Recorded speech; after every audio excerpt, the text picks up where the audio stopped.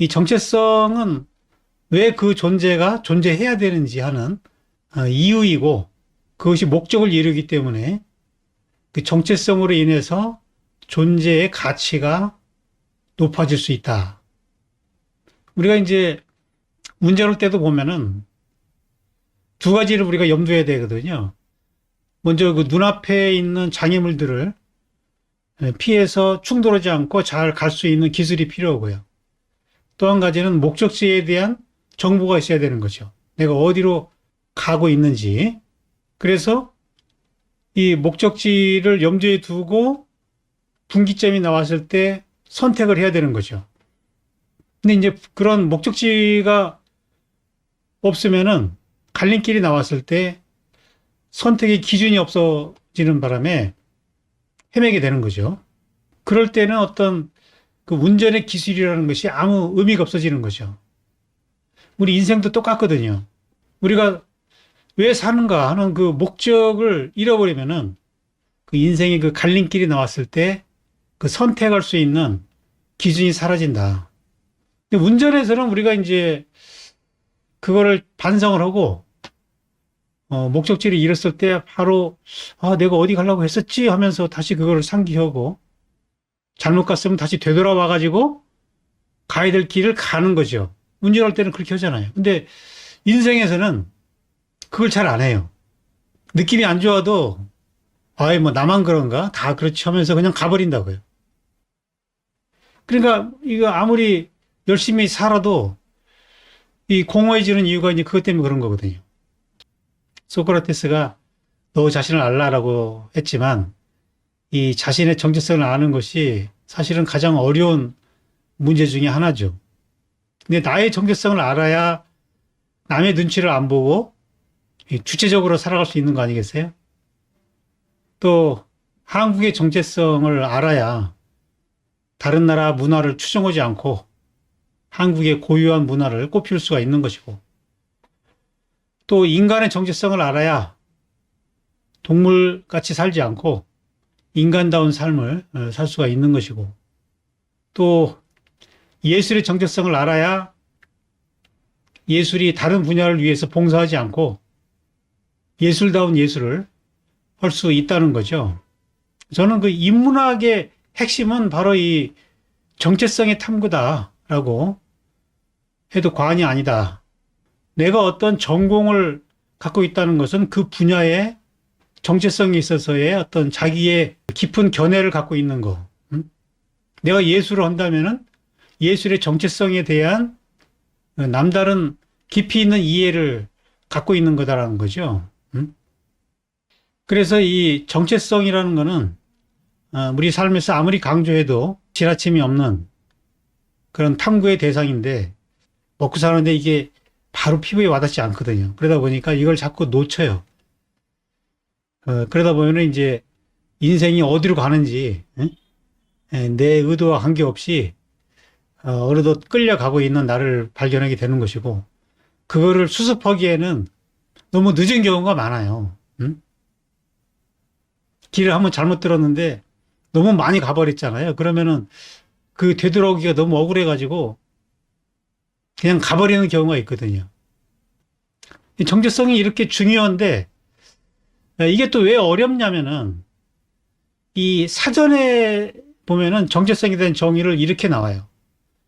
변하지 아니하는 존재의 본질을 깨닫는 성질 또는 그 성질을 가진 독립적인 존재. 그러니까 변하지 않는 독립적인 존재가 정체성이라고 얘기를 하는데 아니 우리 현상계에서 그런 것이 있냐는 거죠. 저 사과만 보더라도 저 사과가 그대로 있을까요? 우리 눈으로는 잘 보이지 않아도 저게 계속 조금씩 썩어가고 있는 거죠. 한 번도 똑같은 사과의 모습을 가진 적이 없는 거죠. 그뿐만 아니라 뭐 여러분들도 지난주에 여러분하고 지금은 완전히 바뀌어 있는 거잖아요. 시작할 때하고 지금 또 바뀐 거라고요. 불과 몇 초 사이에 여러분들은 변해 있는 것이고 이미 세포가 더 많이 죽었고요. 눈으로 확인할 수 있는 모든 현상은 변한다는 거죠. 근데 눈에 보이는 것을 실제라고 생각하는 유머론적인 시각에서 보면은 정체성은 없는 거다 이렇게 말할 수 있겠죠. 없는 거다. 헤라클레이토스가 같은 강물에 두 번 발을 담글 수는 없다라는 말을 했죠. 모든 것이 흘러가 버리기 때문에 우리는 동일한 것을 두 번 경험할 수는 없어요. 비슷한 거는 경험할 수 있어도 똑같은 거를 경험하지는 못한다는 거죠. 우주가 만들어진 이후로 오늘 같은 날씨는 처음인 거라고요. 가을이 많이 있었지만 지금의 그 온습도 완전히 일치하지는 않거든요. 그렇게 보면은 정체성이 없는 거죠. 그러니까 이게 중요하지만 어려운 거라고요. 그 있어야 어떤 존재 이유가 생기고 목적이 생기는 건데 그 눈으로 그거를 확인할 수가 없고 붙잡을 수가 없기 때문에 이게 딜레마인 거죠. 오늘의 그 결론에 해당되는 이야기들을 좀 도출을 해봤는데요. 첫 번째는 현상계에서 불변하는 정체성은 존재하지 않지만 이데아로서의 정체성은 고유한 의지를 가진 종자로서 존재한다. 종자. 제가 아까 요런 꼴이 이게 이제 종자예요. 종자. 이 종자가 다르기 때문에 이 만물이 다 다른 거라고요. 이 종자가 달라가지고. 이것을 갖고 태어나기 때문에 이것이 흐트러지면은 자기 정체성이 깨져버리는 거라고요. 그러면 가치가 없어지는 거라니까요. 이 종자를 우리말로 얼이라고 불러요. 얼. 정신의 줏대죠. 이 어떤 줏대라는 게 뭔지 알아요? 그 수레바퀴 가장자리에 두르는 쇠를 줏대라고 그래요. 그 쇠로 잡아주지 않으면은 이게 나무, 옛날에는 수레바퀴를 나무로 만들잖아요. 나무가 흩어져 버리잖아요. 다. 에? 원이 안 되고. 그 원이 잘 유지될 수 있도록 쇠로 이렇게 잡아주는 거거든요. 이걸 줏대라고 그래요. 정신의 꼴을 이렇게 잡아주는 거. 이걸 얼이라고 그래요. 얼. 그 꼴을 잘 지켜야 되는데 그 꼴대로 안 살고 자꾸 남의 꼴을 따라가요. 응? 그게 얼이 빠져버리면은 그냥 남의 인생을 사는 거라고요. 얼이 나가버린다든지 얼간이라든지. 그럴 때 얼차려를 주는 것이고 정신 차리라고. 그 제정신을 차리라는 얘기예요. 우리 사회가 이런 자기 얼을 찾게 만들어 주지는 않죠. 왜냐하면은 보편적인 도덕, 보편적인 과학, 그러니까 내가 누군지를 찾지를 않는 거죠. 자기 종자가 어떤 종자인지, 내가 무슨 꽃을 피워야 되는지, 내가 무슨 열매를 맺어야 되는지를 감을 못 잡는 거라고요. 근데 자연은 정확하게 자기 열매를 맺고 자기 꽃을 피워요. 근데 인간은 왜 자기 열매를 맺지 못하느냐? 이거는 사회화 되기 때문에 그런 거라고, 사회화. 응? 자연은 사회화 되지 않아요. 그냥 다 각자 도생이라고요.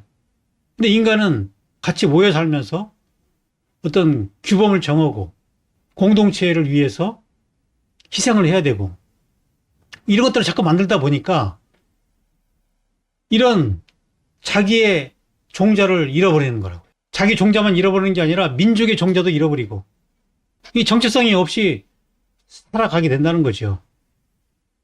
그럴수록 가치 없는 삶이 된다. 그리고 모든 종자는 고유한 의지를 갖고 있다. 이 자연을 보면은 사과는 사과를 열매 맺기 위한 의지가 있어요.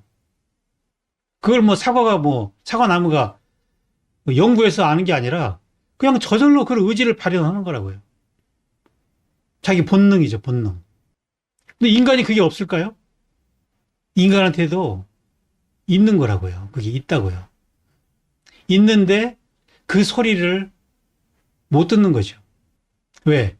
잡다한 지식이 그 본능을 억압하기 때문에.